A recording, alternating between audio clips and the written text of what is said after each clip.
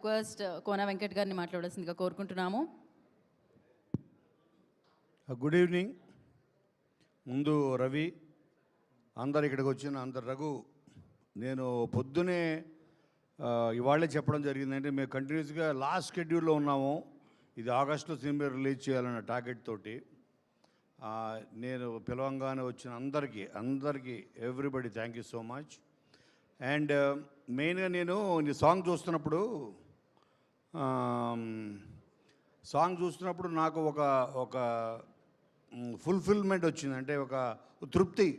Song చూస్తున్నంతసేపు మనమే తీసామా అని. పైన కోనా వెంకట్ ప్రజెంట్స్ తీసేసి కోనా వెంకట్ ప్రౌడ్లీ ప్రజెంట్స్ అని వేద్దాం అనుకున్నాను. నెక్స్ట్ ఈవెంట్ నుంచి శేఖర్ ప్రౌడ్లీ ప్రజెంట్స్ అని వేయండి. Because I proud of this film. ఏంటంటే విజయ్ మేము ఫస్ట్ రికార్డ్ చేసిన సాంగ్ కూడా ఇదే. దీంట్లో ఒరియా పిల్ల అన్న పదంతో మనం ఈ పాట చేద్దాం అని చెప్పింది నేనే.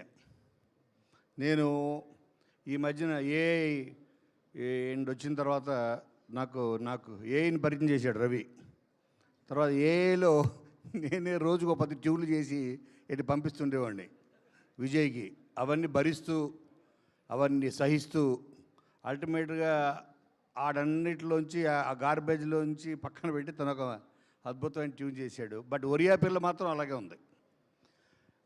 దీనికంటే నేను నమ్మేది ఏంటంటే భాస్కర్ పట్ల ఇందులో ఒక మంచి పదం రాశాడు.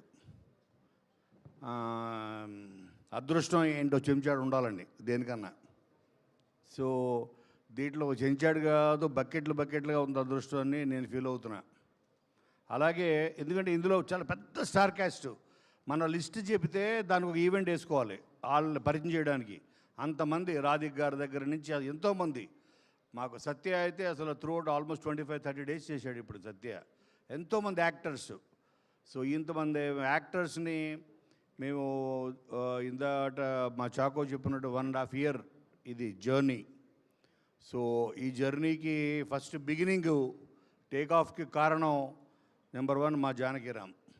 తను ఒక ఐడియా తీసుకొచ్చి, సార్ ఐడియా నేను విన్న వెంటనే సో థ్రిల్డ్, ఇది మనం డెవలప్ చేయాలి 100% అని భాను నందు. సో వాళ్ళని తీసుకొచ్చి ఇలాగా ఇది ఒక అద్భుతమైన కట్టడం. ఎలా కడతాం అలాగా ఇటుక బ్రిక్ బై బ్రిక్ పేర్చుకుంటూ మంచి టెక్నీషియన్స్ని మంచి అందరినీ పోగు చేసుకుంటూ ఇది February 2025లో స్టార్ట్ చేసాం. అండ్ నేను నమ్మేది ఏంటంటే ప్రతి జనరేషన్కి అంటే ఎవ్రీ 10-15 yearsకి ఒక ఆల్రౌండర్ పుడుతుంటాడు. ఈ జనరేషన్కి ఆల్రౌండర్ శ్రీ విష్ణు 100%. అంటే నా ఉద్దేశంలో ఆల్రౌండర్ ఏంటంటే అన్ని వర్గాల ప్రేక్షకులు ఆల్ ఏజ్ గ్రూప్స్ చూడడానికి ఇష్టపడే ఒక positive person, positive actor. Okay. So నేను అందుకే మా కృష్ణ తనుండి సార్ మన చీఫ్ గెస్ట్ ఎవరు అంటే నేను చెప్పా, ఇండస్ట్రీలో ఏ ఫంక్షన్ జరిగినా మేము దాని చీఫ్ గెస్ట్గా శ్రీ విష్ణు పిలుస్తుంటాం. Sri Vishnu function chief guest ఎందుకే బాబు? తను ఏం మాట్లాడినా వైరల్ అవుతుంటుంది. తనే చీఫ్ గెస్ట్. సో మేము ఒక చీఫ్ గెస్ట్ని హీరోగా పెట్టి సినిమా తీసాం. సో అదో ఒకటి మాకు కలిసి వచ్చింది. మనకు ఎవ్వరు అక్కర్లేదు. మన సినిమా మన కంటెంటు అన్నిటిని మించి మన హీరో జనాల్లో తీసుకెళ్తాడు ఈ సినిమాని. మనం చూపించే కంటెంట్ ఆడియన్స్ సో క్లవర్. ఇవాళ నేను ఈ సాంగ్ ప్లే అవుతున్నప్పుడు చాలామంది చూశాను. చివరికి వచ్చేటప్పటికి అందరి కళ్ళల్లో నేను ఏదైతే ఫీల్ అయ్యానో అదే సాటిస్ఫాక్షన్. ఒక మంచి ట్యూన్ అవ్వచ్చు, లిరిక్ అవ్వచ్చు, ప్రతిదీ వాళ్ళకి డైరెక్ట్గా చేరిందని నేను నమ్ముతున్నాను. ఈవెన్ రైట్ నౌ ఈ లైవ్ చూస్తున్న ఎంతోమంది ఫ్యామిలీస్కి అక్రాస్ ఈవెన్ యూఎస్లో ఉన్న వాళ్ళంతా చాలామంది చూస్తున్నారు. నన్ను అడిగారు లింక్. అప్పుడు నాకు అర్థమైంది, ఓహో విష్ణుకి ఆల్ ఓవర్ ద వరల్డ్ ఇంతమంది ఫ్యాన్స్ ఉన్నారు, ఎస్పెషల్లీ ఫ్యామిలీస్.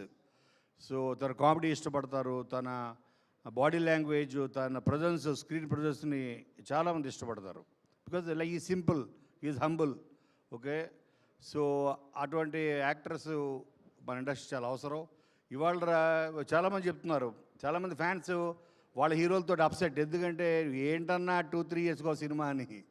అటువంటిది ఇండస్ట్రీని అట్లీస్ట్ ఇయర్కి ఒక 3 ఫిలిమ్స్ అయినా మినిమం టార్గెట్ పెట్టుకుని ఇండస్ట్రీ ఒక రకంగా చెప్పాలంటే ఇండస్ట్రీ సర్వైవల్కి ఎంతమంది టెక్నీషియన్స్కి వర్కర్స్కి వాళ్ళకి జాబ్ ఇస్తూ సర్వైవల్ కారణం అవుతుంది ఓన్లీ శ్రీ విష్ణునే.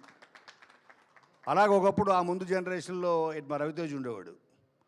సో తను కంటిన్యూస్గా ఒక స్టోరీ విన్నాడా జడ్జ్మెంట్ తీసుకోవడం వెంటనే షూటింగ్ స్టార్ట్ చేయడం, అది రిలీజ్ అయ్యే లోపల ఇంకో 2 ఫిలిమ్స్ రెడీగా ఉండేవి. అలాగా ఇప్పుడు మన ప్రజెంట్ జనరేషన్కి ఈ తెలుగు ఇండస్ట్రీకి 100% శ్రీ విష్ణు అన్నవాడు ఒక వరం. 100% ప్రొడ్యూస్.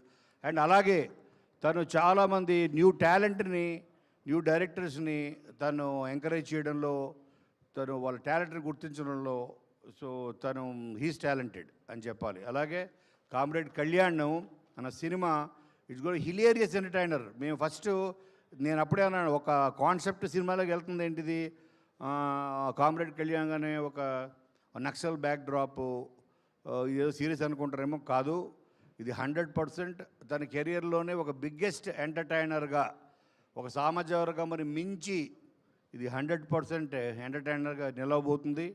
దాంట్లో ఎటువంటి సందేహం లేదు. అండ్ మేము ఫస్ట్ టైము నేను ఎంతోమంది డైరెక్టర్స్ తోటి ఫస్ట్ టైం నేను నా బ్యానర్లో నా చేతి మీదుగా లాంచ్ అయ్యారు. వాళ్ళలో మా గీతాంజలి రాజ్ కిరణ్ అయితే ఏంటి, కానీ శివ నిర్మాణ అయితే ఏంటి, చాలామంది, మా బాబీ అయితే ఏంటి, గోపీచంద్ మల్లిని అయితే ఏంటి, ఎంతోమంది, మొన్న వచ్చిన సతీష్ జవ్వాజీ, అలాగే హరీష్ శంకర్, అలాగే ఇప్పుడు జానకిరామ్. ఎందుకంటే it gives me so much of satisfaction. ఒక మంచి దర్శకుడు వస్తే ఇండస్ట్రీ హెల్తీగా ఉంటుంది, నెంబర్ ఆఫ్ ఫిలిమ్స్ వస్తాయి, నెంబర్ ఆఫ్ ప్రాజెక్ట్స్ జనరేట్ అవుతాయి, వర్కర్స్కి టెక్నీషియన్స్కి మంచి యాక్టర్స్కి వాళ్ళకి ఇది ఒక స్కోప్. సో నేను I feel I only and one instrument. ఆ దేవుడు నన్ను దీని